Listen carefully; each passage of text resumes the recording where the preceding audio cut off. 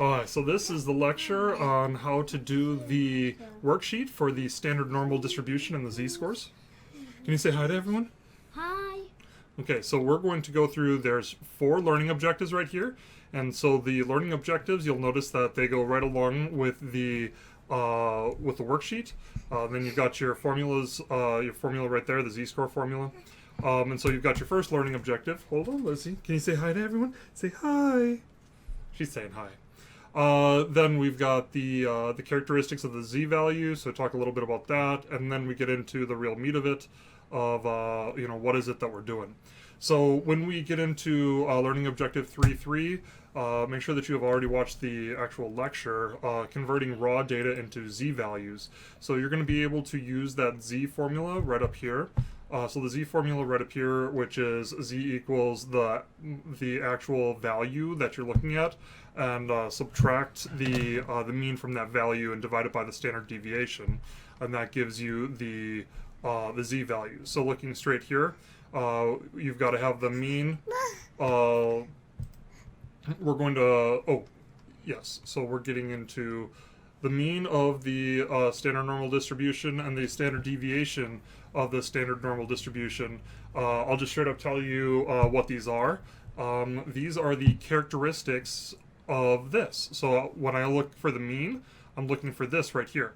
And then the standard deviation, look, you've got these standard deviations. This right here is the standard normal distribution. This right here is the standard normal distribution. Okay, and then after that, let's see here. We can keep going down. Convert your data point of 8 to a z-score by looking at the mean minus the observation minus the mean divided by the standard deviation. And so we've got 8 minus 5 divided by 1.75. And you'll notice right here I have the mean of 5 with a standard deviation of 1.75 on either side. So I just went ahead and did this for you already, so that way you could be like, hey. So that way you could see how that works. Then let's keep scrolling down. Let's see here. The z-score of blank means that the number of meals, so what I need right here is put the z-score in there from this right here. So same thing, what is the mean number of the restaurants sold that week? Find the mean, find the standard deviation, and we're just going to stick with sample, especially because the data analysis tool gives us all sample information. So we're just going to stick with sample for right now for pretty much everything unless I tell you otherwise. And then what is the z-score for Monday? So you're going to find the z-score for this. So remember, you're going to do 53 in parentheses, 53 minus the mean. 53 minus the mean divided by the standard deviation. So that's why you have the mean and the standard deviation. And then that gives you the z-score. And then means that the number of meals sold Monday night were blank number of standard deviations above or below, to delete whichever one it's not, the mean. So, and remember, the z-score is literally the same thing as the number of standard deviations away from the mean. So then what is the z-score for Friday? Same thing. What is the mean score of the test? This is pretty much the exact same problem. And we're just doing the same thing more or less over and over and over again, just to get you more practice. Then coming down here, we're converting the z-values to raw data. So in other words, we're going the other way. A university examining the number of hours students studied per week. They found that the average number of hours is 20 with a standard deviation of 5.5. And so we've got the standard deviation right here, and then we've got the z-score right here. And so basically what I was able to do, and what you can do, is you just look at that z-score formula. Hold on, Lizzie. You look at that z-score formula, z equals the observation minus the mean over standard deviation. Well, if you multiply both sides by the standard deviation, and then you add, let's see here, we have the mean. So, so then you add the mean to both sides, and so that's what we did here, right? We multiplied both sides by the standard deviation, which is 5.5. So z multiplied by the standard deviation plus the mean gives you x. And so the question is what is x? Okay, so student B has a z-score of 1.2.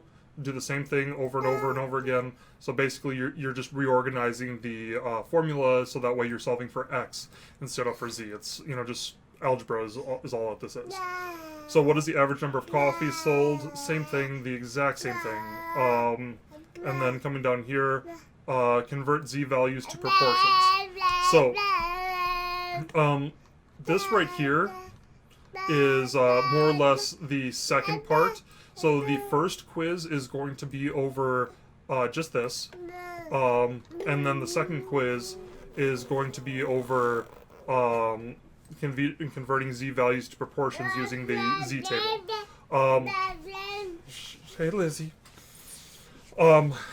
So also right now, for Excel, what you're going to be doing for the Unit 2 workbook,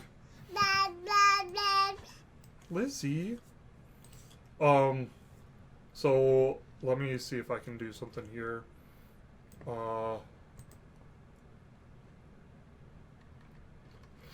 Okay, so for the Unit 2 workbook, this is what you're going to be doing right now, is you're going to be doing number 1 and 2. And so if you do number 1 and 2, you're going to run the data analysis tool. So you come right up here and hit data analysis to get the descriptive statistics for Baylor and the opponents. And I already gave you all of the stuff over here. All that you've got to do is do data analysis, highlight it, and follow these steps right over here. And it's going to spit out all the information right down here. And then come down to the bottom, and you're going to have done steps 1 and steps 2. And then before you take the exam, hold on, Lizzie. Before you take the exam, make sure that you do all of these as well. And what this is basically doing is it's looking at Baylor versus opponents and how the exact same values, you look at the Baylor, the values inside of a Baylor distribution, and you compare those. Lizzie, you compare those same values. Can you go get a passy for me?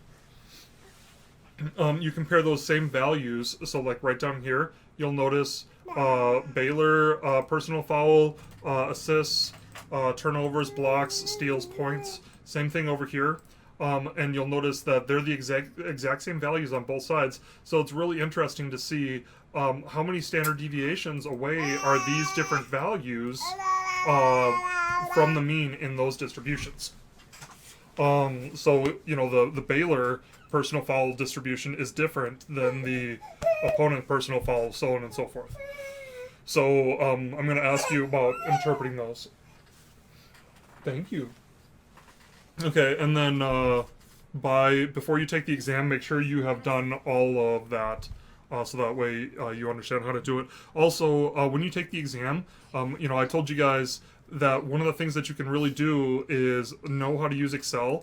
These formulas will make your life really fast and really accurate. So make sure that you know how to use those formulas very efficiently. I would encourage you to have a document up ready to go that you know how to use the formulas, and they're already in there. All right, coming back to this, the converting z values to proportions. Come here, Joey. Using the z-table, a normal distribution has a mean of 5 and a standard deviation of 1.75. So once again, you're just rearranging. Joey, come here. You're just rearranging the z values, or you're just rearranging the formula to determine what it is that you're looking at. So the z values to proportions. Oh, sorry, you're not rearranging. What you're doing is you're taking the z values. You're taking the z values, and then you're opening up this this table right here. So if we have a z-score, we find this the z-score of 1.7143. So we do 1.7.1, and you find the intersection. And so we've got this intersection right here of 1.71, and that right there is the probability, since it's a positive z-value. That's the probability of the observation being above the mean. Okay, and so if you want to find the probability of it being below, you do 1 minus that. Okay, and it tells you all that in the red as well. And I'm trying give you an example of how it should look right there. And then just keep on going down, follow the examples in red. I'm really trying to give you guys, hey, this is what it should look like, so that way you guys aren't struggling with it too much. It's the same thing over and over again, a lot of repetition, but to be honest, I know that you guys are probably going to get a little sick of this, but this is so important because literally the rest of the semester is built on this, and you're also going to see a ton of this on the exam. But coming down here, to do this, find the what is the probability of the random observation between A and B. When you see things in red, normally what that means is, you know, it's going to be something a little bit different. So pay attention. I'm now asking you to do something a little bit different. And I do also show you how to do this in the lecture as well. And then right here, you're finding the z-scores. And so, yeah, just make sure that you keep on moving forward with that. Yeah, and Lizzie's just really excited. So I guess I'll see you guys on Wednesday. I'll try to re-record this when I get a